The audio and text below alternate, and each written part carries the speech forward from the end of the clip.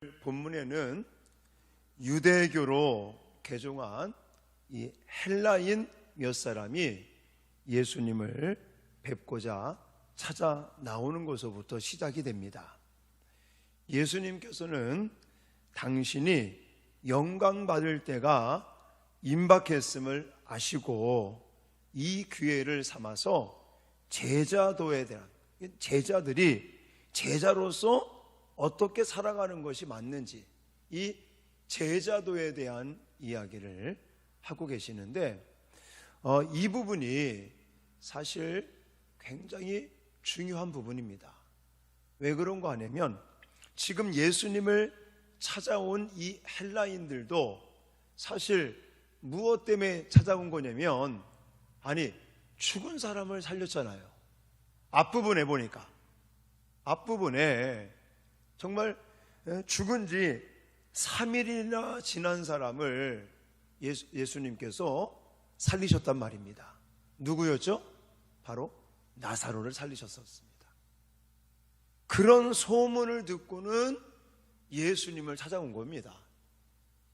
자, 그런데 예수님은 지금 계속해서 예루살렘에 입성을 하시고 또 그전에는 마리아를 통해서 향유를 옥합을 깨뜨려서 부케하고 이렇게 하면서 지금 예수님은 죽기 위해서 한 걸음 한 걸음 가고 계시는 거예요.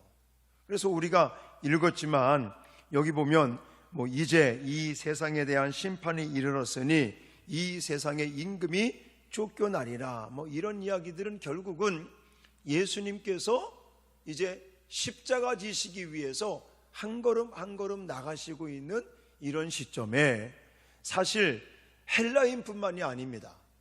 헬라인뿐만이 아니라 예수님을 잘 따르는 자들, 특히나 예수님의 제자들마저도 예수님의 행보를 생각하지 아니하고 어떻게 하면 예수님이 왕이 되고 예수님께서 왕이 되면 누가 높은 자리에 앉을 것이냐, 이런 잘못된 생각들을 가지고 있는 거예요.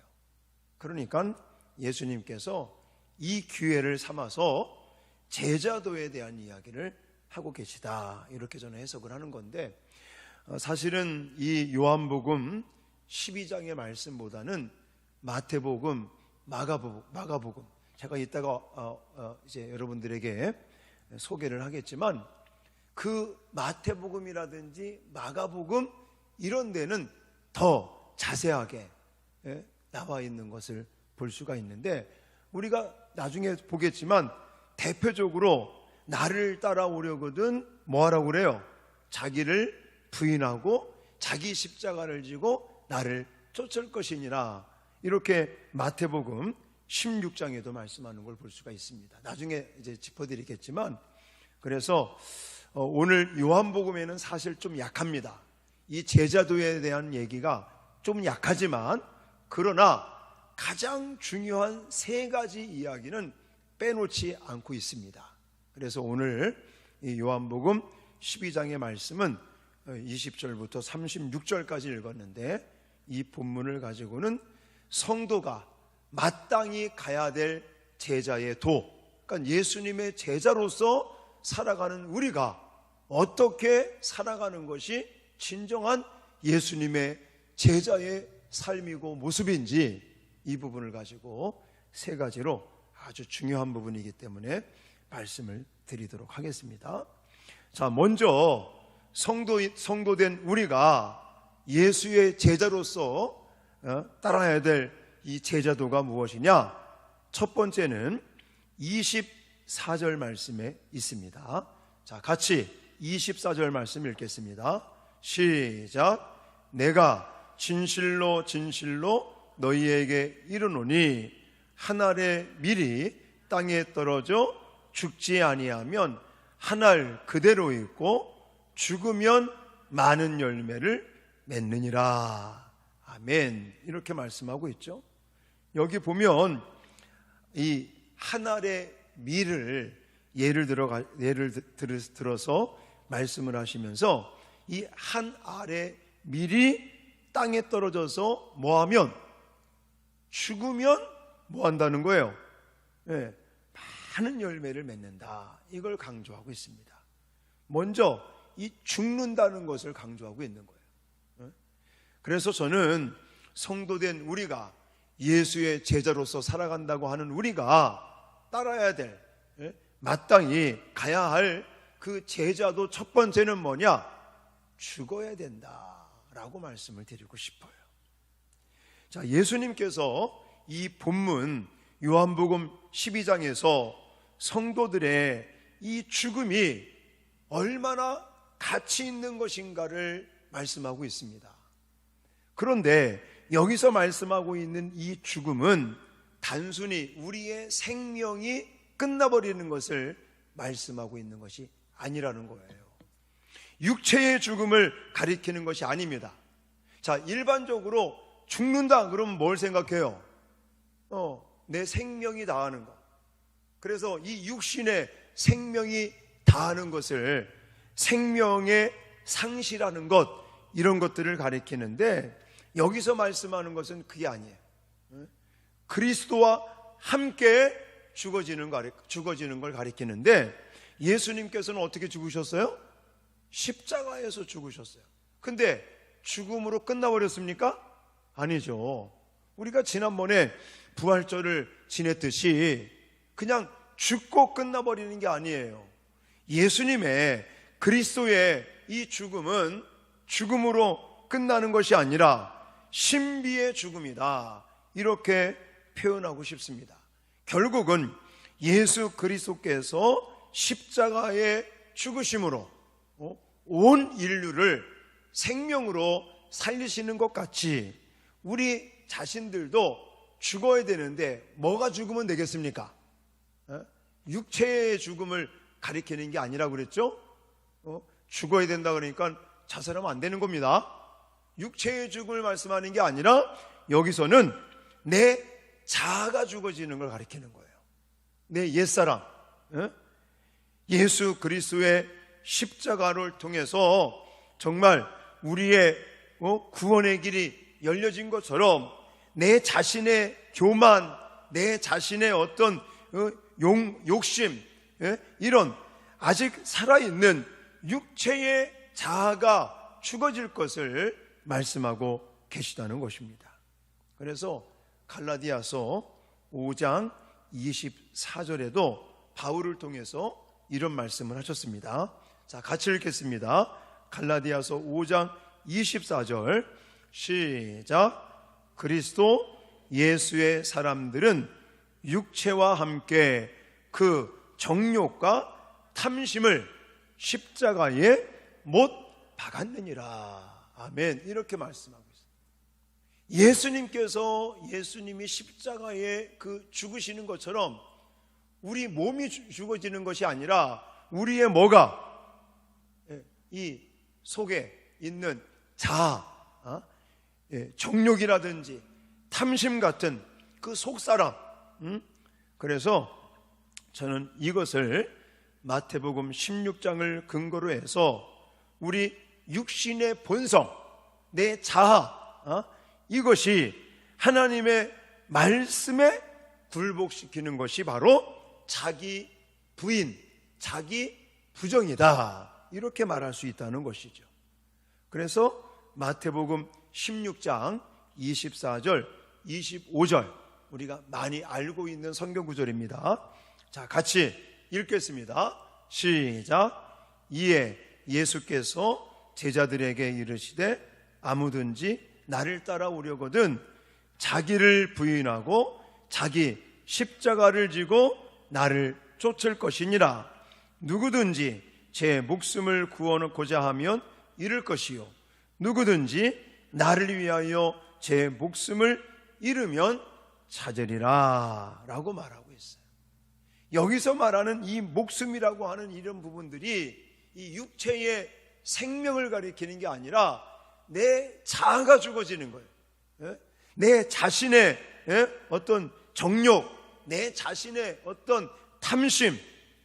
그래서 자기를 부인하고 라는 단어에 우리가 집중을 할 필요성이 있다는 것입니다. 자기 부인이다. 자기 부인, 자기 부정.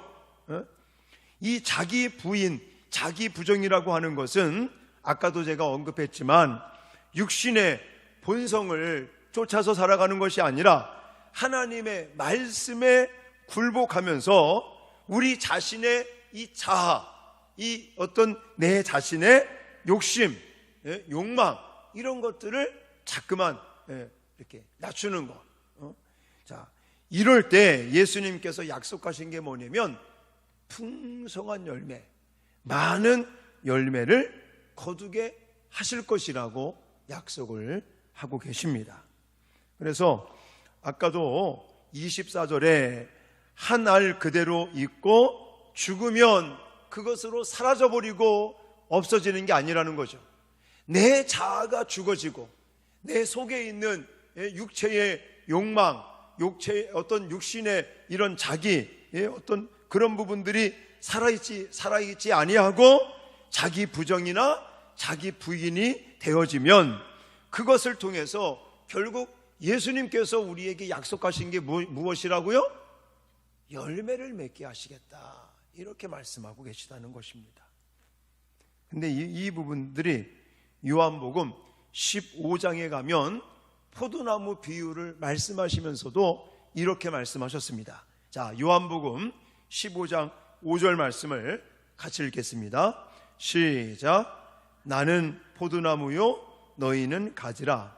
그가 내 안에 내가 그 안에 거하면 사람이 열매를 많이 맺나니 나를 떠나서는 너희가 아무것도 할 수 없음이라 라고 말하고 그랬죠. 자, 여기서도 보시면 포도나무와 가지에 대한 말씀을 하시면서 예수님께서 원하시는 게 뭐예요?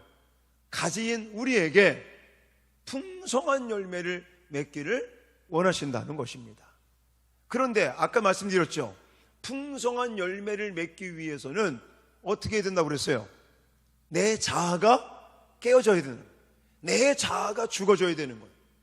자기 부정, 자기 부인이 될 때 예수님께서 우리에게 풍성한 열매를 맺을 수 있다라고 약속하셨다는 것과 또 요한복음 15장에 나와 있는 포도나무 비유를 통해서 가지가 포도나무에 붙어 있는 것 같이 우리가 예수 안에 거하면 어떻게 된다고요? 열매를 절로 맺는다라고 약속을 하고 계시는 겁니다. 근데 제가 요한복음 이 포도나무 비유 말씀 드릴 때마다 그러면 예수님이 눈에 안 보이잖아요. 눈에 안 보이는 예수님 안에 거한다는 것이 어떻게 하는 거라고 그랬어요? 여기에 제가 PPT를 준비하지는 않았는데 나중에 여러분들이 집에 가서 읽어보실 기회가 있으면 예수 안에 거한다, 예수의 사랑 안에 거한다라는 것은 여호와의 계명, 하나님의 율법, 계명을 지킴으로 예수님의 사랑 안에 거하면 풍성한 열매를 맺을 수 있다, 이렇게 말씀을 하고 계시는 겁니다. 그러니까 내 자아를 죽이는 것, 이거를 우리가 어떤 방법으로 할 수 있느냐? 하나님의 계명을 지키면서 예수 안에 거하게 되면 내 자아가 죽어지는 것.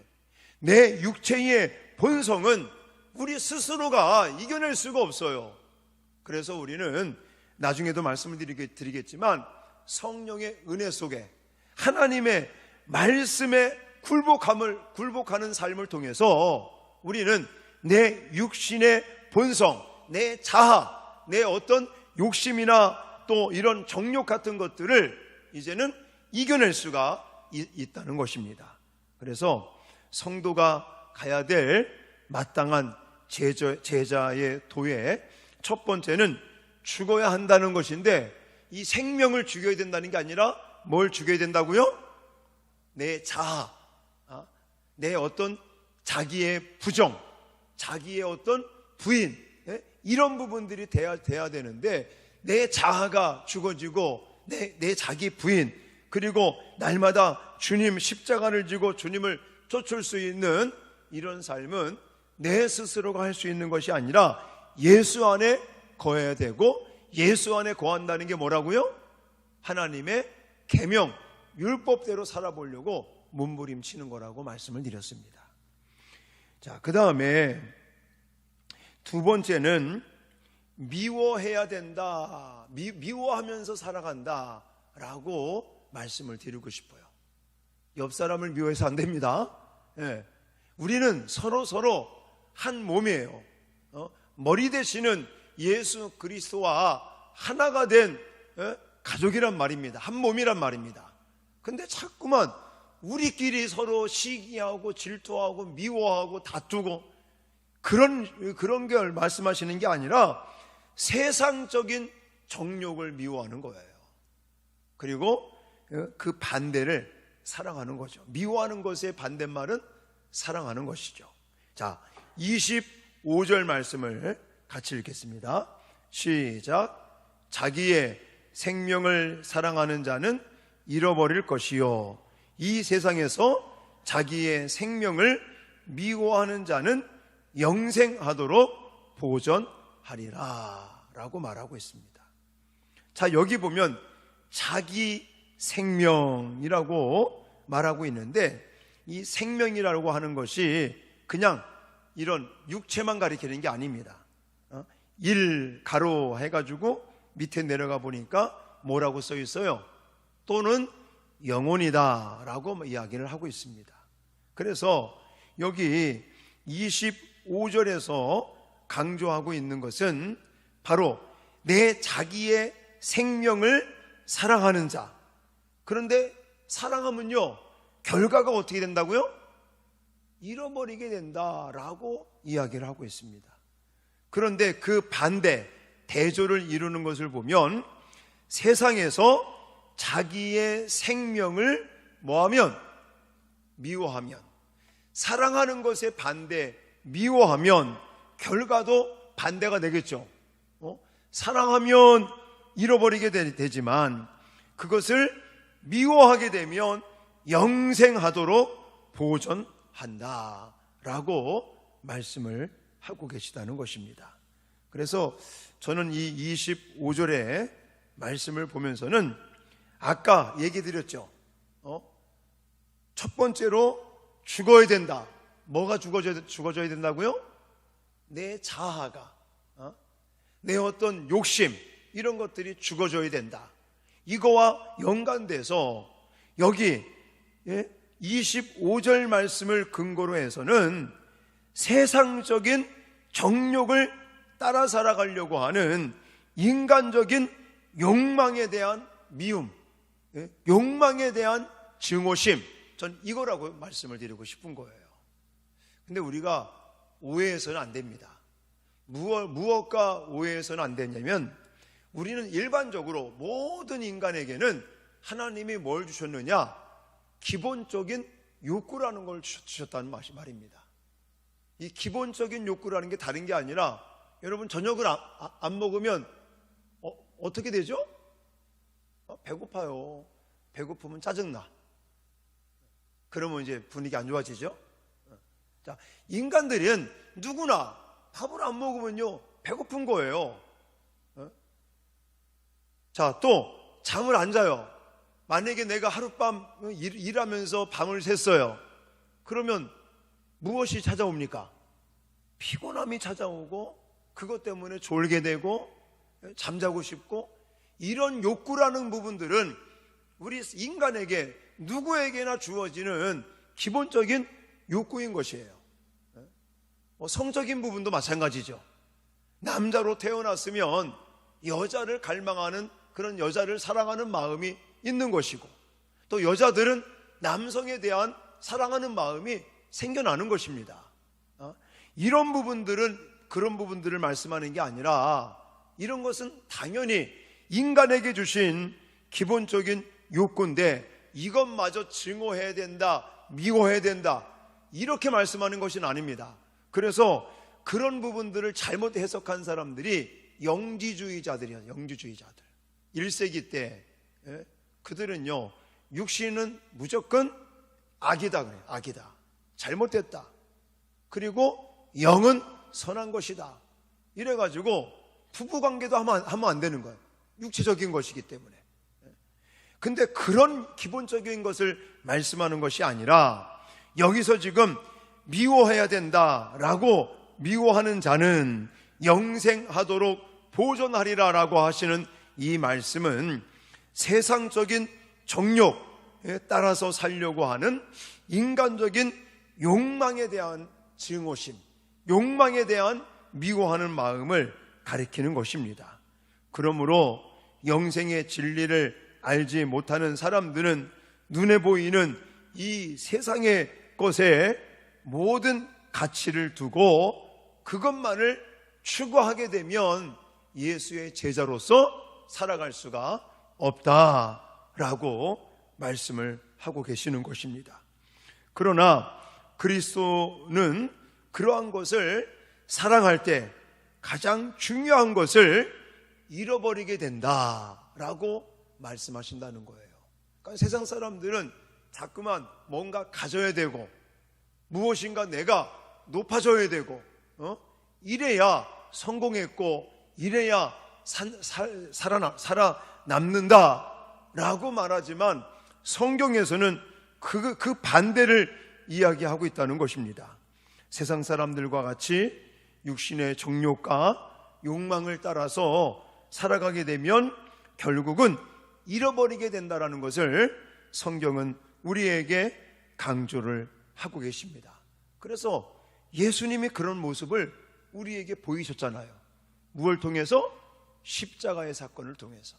그러니까 예수님께서 자기의 생명을, 육신의 어떤 욕망이라든지, 그래서 예수님은 예루살렘에 입성하실 때도 권력을 지으려고 입성하신 게 아니라고 그랬죠.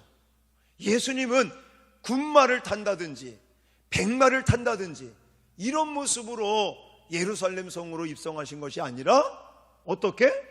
가장 낮고 겸손한 모습으로. 제가 그래서 지난 주일날 예수님은 겸손의 왕으로 오셨다, 또 구원의 왕으로 오셨다, 뭐 이런 얘기들을 드렸었잖아요. 그래서 예수님의 모습은 이런 세상적인 욕망이라든지 또 세상의 정욕이라든지 욕망 이런 것을 위해서 살아가셨던 분이 아니라 예수님께서는 그런 것들을 일부러 증오하고 일부러 자기의 생명까지 내던져가면서 그렇게 예수님께서 희생하시니까 결국은요, 잃어버린 것 같지만 잃은 게 아니라 모든 것을 다 얻게 되는, 그래서 우리에게는 새 생명을 주셨고 영생의 길, 축복의 길을 예수님의 십자가의 희생을 통해서 우리에게 허락하신 것을 믿습니다. 그래서 예수의 제자로 성도된 우리가 정말 가야 될 이 제자도 두 번째는 무엇이냐? 세상적인 욕망이라든지 세상의 정욕을 뭐 해야 된다? 미워해야 된다라는 것을 말씀을 드리는 것입니다. 자, 오늘 가장 중요한 거는 세 번째입니다. 첫 번째는 뭐라고요? 첫 번째, 죽어야 되는 거예요. 죽어야 된다니까 내가 목숨을 끊는, 육신의 목숨을 끊는 게 아니라 뭐가 죽어져야 된다고요? 내 자아가 죽어져야 된다. 두 번째는 미워해야 된다 그랬죠? 무엇을? 세상적인 욕망, 세상적인 정욕, 이런 것들을. 그리고 우리는 오히려 내가 져야 될 십자가가 무엇인가? 희생적인 그런 모습을 강조하고 있습니다. 그러면서 오늘 26절에 보면 세 번째, 이 세 번째가 가장 중요하다고 생각이 되어지는데, 자, 26절을 같이 읽겠습니다. 시작. 사람이 나를 섬기려면 나를 따르라. 나 있는 곳에 나를 섬기는 자도 거기 있으리니 사람이 나를 섬기면 내 아버지께서 그를 귀히 여기시리라. 아멘. 이렇게 말하고 있습니다. 이 제자도에 대한 오늘 본문의 세 번째는 예수님의 제자라면 예수님을 뭐하라고 그래요? 따르라 라고 이야기해요. 따르라. 이 따르다라고 하는 단어를 제가 사전을 찾아봤더니 아콜루데오라는 단어를 쓰고 있는데, 이 단어의 뜻은 무엇이냐면 같은 길에 함께 있다, 이런 뜻을 가지고 있어요. 같은 길에 함께 있다, 같이 걸어간다, 이런 뜻을 가지고 있는 것이죠. 그럼 예수님 손잡고 같이 걸어가는 것을 가리키느냐? 물론 그렇게 해석할 수도 있겠지만, 여기서 강조하는 것은 무엇이냐면 예수님 같이 생각하고 예수님처럼 말하고 예수님처럼 행동하는 것을 가리키는 것입니다. 할렐루야. 그래서 아까 죽어야 된다, 내 자아가 죽어야 된다, 내 자아가 죽어지기 위해서는 우리가 하나님의 말씀에 복종해야 된다라고 제가 말씀드리지 않았습니까? 그리고 이 미워해야 된다, 이 부분도 사실은 예수님의 십자가 희생, 이것은 하나님의 예언된 말씀을 따라서, 하나님의 뜻에 따라서, 예수님이 기도하실 때 너무너무 고통스러운 걸 아시고는 이 잔을 피해갈 수 있도록 해달라고 기도도 했지만은 나중에는 내 뜻대로 마옵시고 아버지의 뜻대로 되기를 원하나이다, 그렇게 자기를 희생해 가시면서 우리에게 살 길을 열어주셨죠. 그래서 그런 주님의 모습을 본받아서 내가 세상적인 욕망이라든지 세상적인 정욕을 미워하고 예수님과 같이 우리 자신들을 희생해 갈 때 우리가 집중해야 될 게 뭐냐? 바로 하나님의 말씀에 집중을 해서, 결국은 말씀이 육신이 되어 우리 가운데 임하셔서 우리에게 정말 공생의 그 3년을 통해서 보여주신 예수님의 그 삶의 모습을 따라가는 것이 제자다. 그래서 따라간다는 것은 손을 잡고 같은 길을 간다는 의미도 있지만은, 그런 어떤 얘기보다는 지금 예수님을 우리가 같이 손잡고 갈 수는 없잖아요. 아까도 말씀드렸지만 예수 안에 거한다는 것이, 우리가 예수님을 눈으로 보고 예수님의 어떤 공간이 있고 예수님의 무슨 형체가 있어서 그 품 안에 안기는 그런 개념이 아니잖아요. 그래서 제가 강조한 게 뭡니까? 늘 강조하지만 하나님의 계명, 하나님의 말씀, 이것을 실천하려고 몸부림치는 것이 결국은 예수 안에 거하는 거로 살아가는 것처럼, 예수님을 따라간다는 개념도 그런 거예요. 그 같은 길에 함께 있다라고 하는 그 의미는 예수님과 같이 생각하고 예수님처럼 말하고 예수님처럼 뭐 한다고요? 행동하는 것을 가리킨다, 이겁니다. 할렐루야.